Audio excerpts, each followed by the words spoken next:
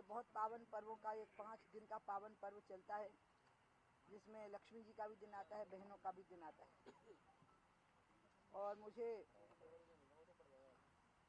मैं आज कह सकती हूँ कि मेरे अपनी ज़िंदगी के सबसे खुशी भरे समय को आपके साथ शेयर कर रही हूँ। मैं बहुत दिनों से सोच रही थी कि जीवन की समग्रता के लिए क्या विशेष बात है जो जीवन को समग्रता का बोध कराती है। इसी बीच में मोदी जी ने कहा कि हम अब आत्मनिर्भर भारत की ओर जाएंगे, तो मुझे लगा कि वही तो है गौ और गंगा। गंगा पर 50 करोड़ लोग आजीविका के लिए आश्रित हैं और गौ पर तो पूरे देश की इकोनॉमी ही आश्रित थी।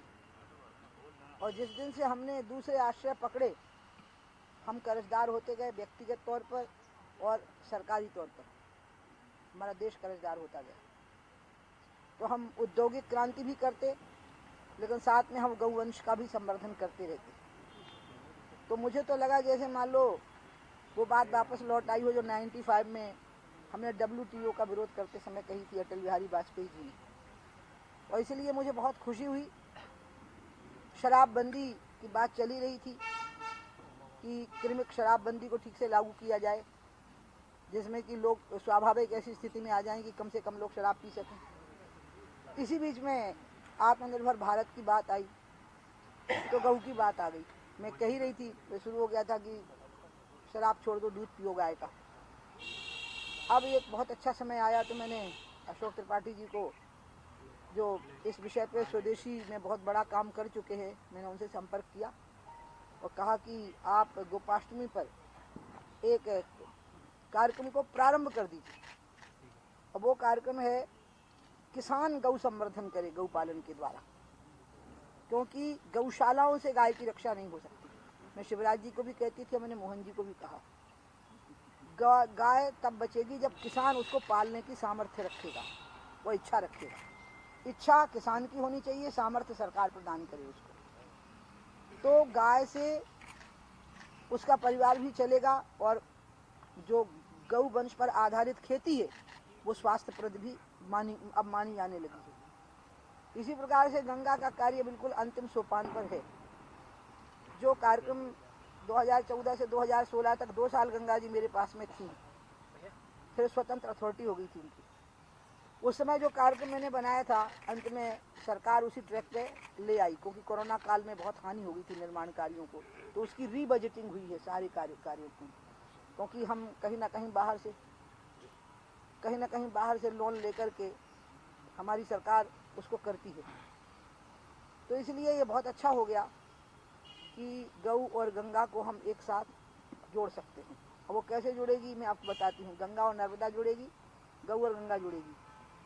आपको याद हो, आप में से कुछ लोग तो उसमें छोटे होंगे, मैंने 2003 की अपनी कैंपेनिंग में यही कहा था कि मध्य प्रदेश के लिए गाय के दूध की धारा और नर्मदा के जल की धारा पर्याप्त होगी विकास के लिए।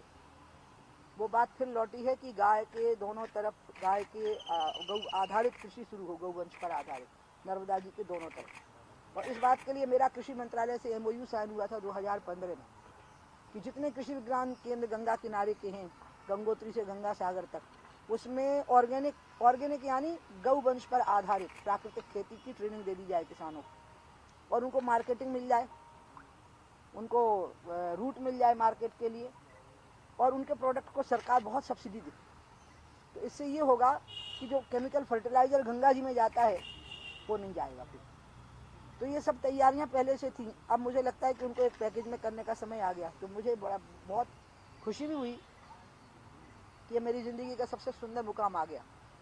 तो गोपाष्टमी को हम गौ संवर्धन अभियान का प्रारंभ करेंगे और किसान इसको आगे चलाएंगे 1.5 साल तक, क्योंकि मध्य प्रदेश पहले ही इसमें आगे आ चुका है। मध्य प्रदेश ने पहले ही इसमें बहुत प्रगति कर ली है। इसी प्रकार से 29 तारीख को गोपाष्टमी पर गौ का कार्यक्रम है। उसमें मैंने उन किसानों को आमंत्रित किया है जो गौवंश पर आधारित खेती कर रहे हैं, और अब वो इस बात को फैलाव मिले और बढ़ावा मिले। तो अशोक त्रिपाठी जी जैसे जानकार और इसके प्रति समर्पित एक महत्वपूर्ण व्यक्ति की आवश्यकता थी। तो इसलिए मैंने ये दायित्व अशोक जी को सौंप दिया है।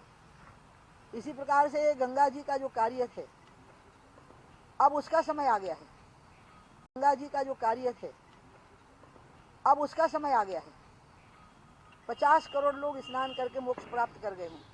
क्या उन 50 करोड़ लोगों की जिम्मेवारी नहीं है कि वो गंगा की निर्मलता करके जाएं एक दिन, किसी एक दिन? तो उनका आवाहन गंगा के किनारे से होगा 4 नवंबर को। कि उस दिन आने की जरूरत नहीं है, उस दिन सीमित लोग आएंगे, हर राज्य से बुलाने वाली हूँ।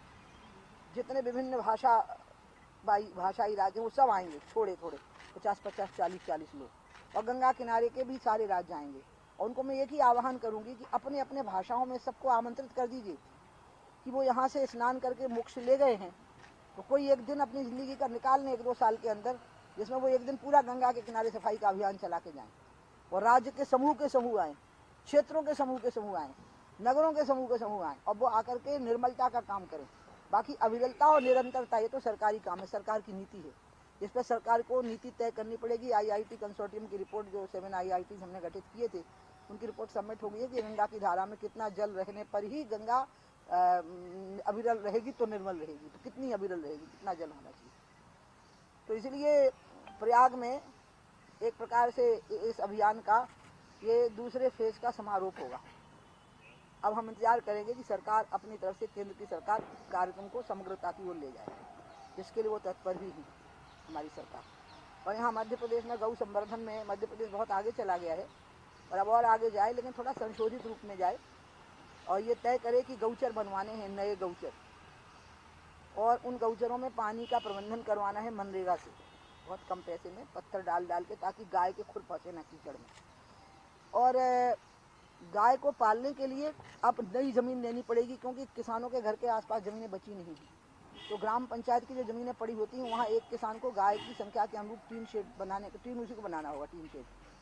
किसान को जगह मिल जाएगी कि आप यहाँ रखिए गाय को, घर में नहीं रख सकते। और जो पंचायत को राशि जा रही है, उसमें से गौ पालकों को ईयर मार्क करके कि इतनी गाय पे इतना एक गौ पालक मतलब चरवाहा लगेगा, जो सुबह से गाय को ले जाएगा, जो पुरानी परंपरा थी, गाय शाम को वापस लौटेगी, उस हिसाब से उनको राशि दी जाए महीने भर की कितनी, और कितने गौ पालक होंगे। मान लीजिए 3 गौ पालक हैं तो 30,000 रुपये महीना, 10,000 रुपये महीना उनको मिला करें, ऐसे बच रही गाय।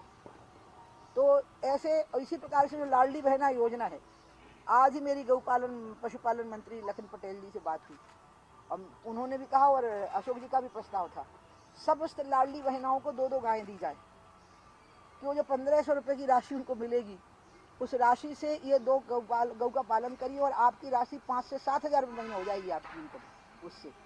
तो उससे तो उल्टा आप सरकार को ही देने की स्थिति में आ जाओगी। ऐसी स्थिति उनकी बनानी चाहिए। इसी प्रकार से अन्य जो लाभार्थी हैं सरकारी योजनाओं के, और गांव में रह रहे हैं, और अधिकतर किसान परिवार के हैं, उनको उसके साथ गौ पालन की एक अनिवार्यता सी करनी पड़ेगी, और उनकी सुविधाएं देखनी पड़ेंगी, इतनी जितनी मैंने आपको कही है, गौचरों की और गौ पालन के लिए जगह की, और उसके लिए मार्केट की, फिर जो गौवंश के उत्सर्ज से जो मार्केट बन सकता है, उसके एक मार्केट की।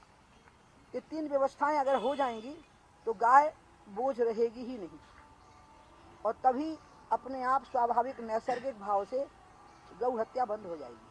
नेचर, जैसे मैं कहा था, नैसर्गिक भाव से शराबबंदी करनी चाहिए। धीरे धीरे ऐसी स्थितियां बनानी चाहिए कि लोग शराब पी ना पाएं, उनके घर के लोग पकड़ लें, मोहल्ले के लोग पकड़ लें, दुकानें ऐसी हो जाएं कि वो बेच ही ना पाएं ज़्यादा ठीक से, तो सब ठीक हो जाएगा। आप उनको प्रोत्साहित करोगे, बढ़ावा दोगे, तो फिर यही होना है। तो इसलिए जो शराब में होना है वही गऊ में होना है। आपको समाज को तैयार करना है, इसके लिए जनप्रतिनिधियों को तैयार करना है। मेरा यही मानना है। मैं शिवराज जी को भी कहती थी कि भैया, तुम जो गांव गांव में गौशालाएं खुलवा रहे हो, क्यों करवा रहे हो? जिले में एक गौशाला रखो, और वो बहुत बड़ी मात्रा में उसकी जमीन हो, और वहाँ जितनी बीमार, घायल, अपंग, अपाहिज गायें हों, अनाथ, उनको भर रखो। वहाँ वेटनरी का हॉस्पिटल रखो बहुत बड़ा, नंबर, गाड़ियों के नंबर से गाड़ी चलाओ, एम्बुलेंस टू पिक देम, आप जो घायल होकर पड़ी हैं, वहाँ उनका ट्रीटमेंट करो। और किसानों को गोद दो, लाडली बहनों को गोद दो, उनकी गोद में दे देनी चाहिए वो, कि आप इसका पालन करिए अगर वो दूध देने योग्य है। नहीं है तो किसी किसान को दीजिए कि उसका गोबर और उसके जो अन्य उत्सर्जन से मूत्र वगैरह, उसका कोई ना कोई प्रोडक्ट आपकी खेती के काम आएगा। तो ऐसे हम करेंगे तो हम गाय को बचा लेंगे। बिटिया ने पूछा है उसने, और तुम ऐसा कर रहे हो। सुनते आ रहे हैं दीदी, कुपोषण को लेकर सरकार भी काम करती है, जब कुछ होता है तो फिर विपक्ष भी उठ जाता है। अभी सतना में हाल ही में एक बच्चे की भी मौत हुई कुपोषण से। इतना काम कर रहे हैं, उसके बाद भी लगातार मौतें हो ही रही है, कैसे देख रहे हैं? इसका कारण है कि कुपोषण को पूरा करने के लिए जो माता पिता हैं उनको अधिकार संपन्न करना है कि बच्चे को ठीक से भोजन कराने की उनकी व्यवस्था हो।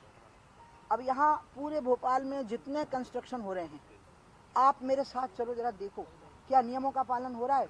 मजदूरों के बच्चे पड़े होते हैं, कुत्ते खींच के ले जाके खा लेते हैं उनको, जबकि उनको पालना बनाना पड़ता है। अगर महिला मजदूरी कर रही है तो आपको पता है पालना बनाना पड़ता है। पालना समझ नहीं आप, किसी की ड्यूटी रहती है पालने की कि वो बच्चों की देखभाल करेगा। वो बच्चे को कुत्ता उठा के ले गए थे, खा गए थे उसको माँ बाप, क्योंकि माँ भी मजदूरी कर रही थी।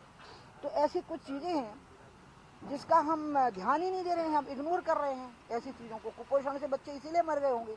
माँओं को भोजन मिल रहा है, माँओं को इंसेंटिव मिल रहे हैं, आंगनबाड़ियों को इंसेंटिव मिल रहे हैं, पंजीरियाँ बन रही हैं। मुझे तो खुद ही समझ में नहीं आया था कि सासें क्या करेंगी फिर घर में, क्योंकि पहले तो सासें ही घी और वो गुड़ बचाना शुरू कर देती थी कि बहू के बच्चा होने वाला है तो ये गुड़ खाएगी, और जितना पुराना गुड़ होगा उतना तुम सब पुराने गुड़ खाए हो।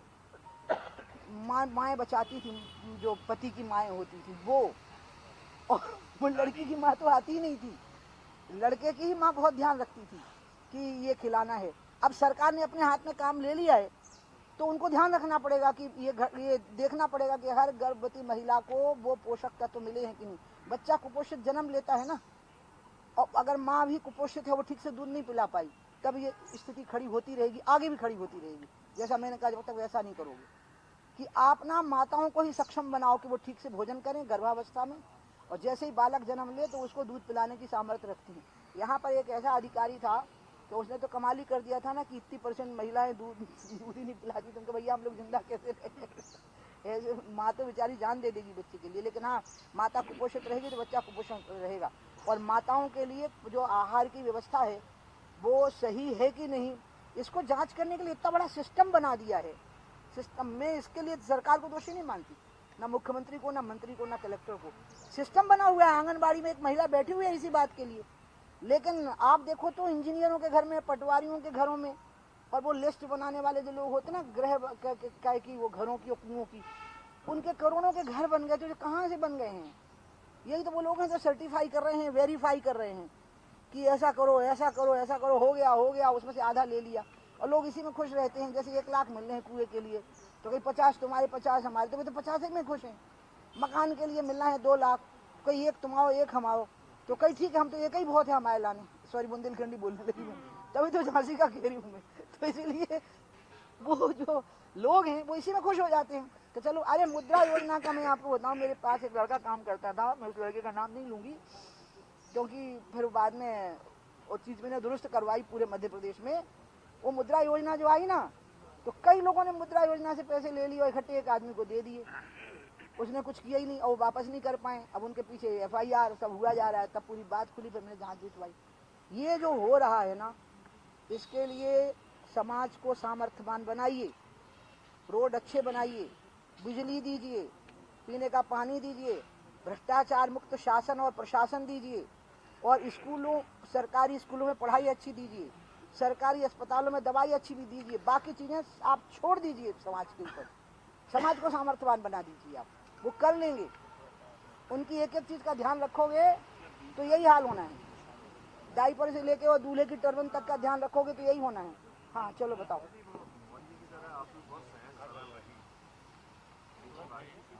ठीक है, प्रोग्रेस के लिए